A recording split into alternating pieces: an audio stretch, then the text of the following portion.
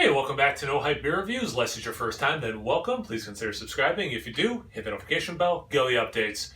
Really excited for today's video. The beer's courtesy of Steven. Thank you so much, Steven. I really appreciate it. And it's definitely a different beer for me with some not similarities, some things that are familiar, I guess. Familiarities is the word I was looking for. If you are not aware, I'm doing a theme week where all the beers I'm drinking this week have 3 or more adjuncts.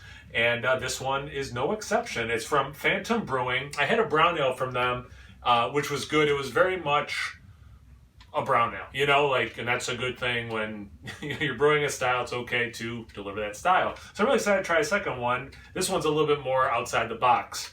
It's called Do It for the Gram. It's a sour IPA with blueberry, peach, and graham cracker, 5.7% ABV. Yeah, let's get into it. Cool can art. It's like a Grim Reaper kind of character taking a selfie. I don't know if the camera will pick up on that or not. But yeah, it's pretty cool.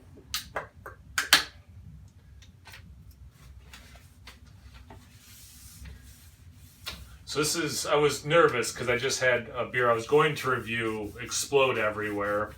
So I was like, man, I hope this one doesn't also. So that wasn't too much of an explosion. These sour fruited beers are sometimes they can explode. Beautiful color.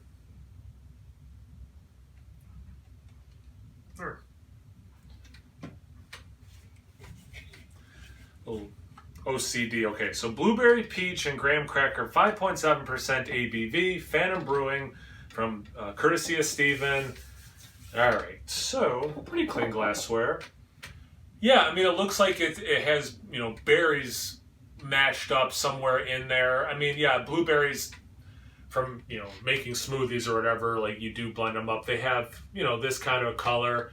But, it's funny, like you think of what blueberries look like, that's not it. But yeah, when you blend them up, you get a little bit more of that reddish pink color in there. In terms of like peach or graham cracker, what, how that would affect the color, I don't think too much, especially when it's combating blueberry. Just under a finger ahead, probably had a finger before I started talking. It's like white with some nice pink notes to it. It is going away relatively quickly, which given the adjuncts, I'm not super surprised. Almost like watermelon pureed up, but anyway, looks good. Let's get into the aroma.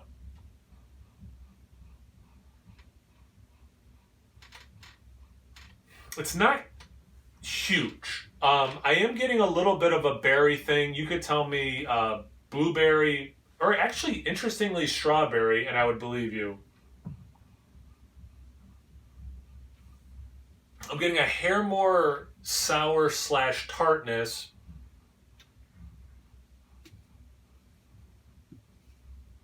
If my camera's moving, it's because the cat is using the tripod to rub its face against the legs. Yeah? Yeah, Howell? Is that a good idea? There is a malty thing. I'll say graham crackers because it has graham crackers in it, but like it might just be the malt base, but maybe it is a graham cracker. There is some sweetness too. Actually, it is very crackery that way. There is some sweetness. Yeah, let's pretend that it definitely is a graham cracker, and I would have picked up on that on my own if this was a mystery beer. But yeah, and it might just be because of some of the fruited sours I've had of late. It's not bursting with any sweetness, or I'm sorry, like huge fruity sweetness than like the tartness, sourness. It's not as impactful of an aroma. It is, and again, this is a sour IPA, so it is not the same style. It's not a puree style or whatever. Howell, do we really want to be doing that? I'm not gonna throw it at him. Let's get to the taste. Cheers.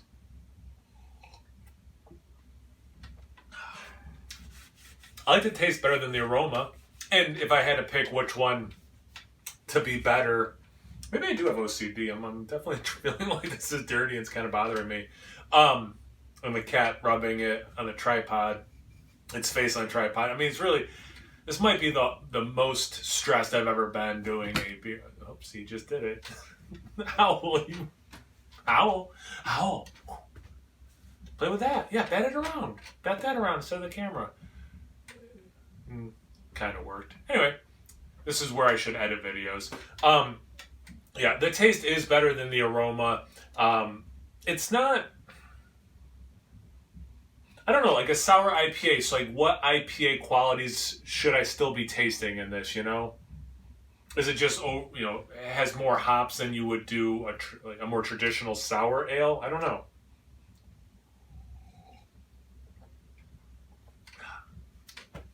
Yeah, I mean, you get some of that berry, kind of like the aroma. You could tell me blueberry or strawberry, but because of the tartness in the taste, you could also tell me something like a raspberry, and I would believe you. I didn't get peach until the taste, so I do get a nice peach element. It's funny because I've been using peach as a descriptor a lot in IPA, especially IPAs with Citra as of late. And this is unmistakably, like, that's pretty peachy. Like, I think what the Citra can kick out is pretty darn close to the real thing. But it is interesting having a beer that actually has peaches in it. And this is unmistakably a peachy thing.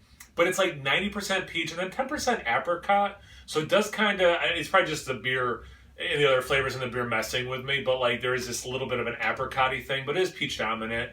It's not overly sour or tart. As someone who doesn't love it if it's too sour, this is definitely not approaching too sour for me. This is good. If I was at a place and this was part of my flight, I would be happy with the 4 ounces or whatever and then move on to the next beer. I'll gladly drink this whole beer, but it's not blowing my mind. Not that every beer has to blow your mind. I mean, again, it's a good beer. It's good. It's not great. It's not very good. It's not really good. It's just, this is a good beer. It's better than fine. It's better than bad. It's a good beer. They did a good job with it.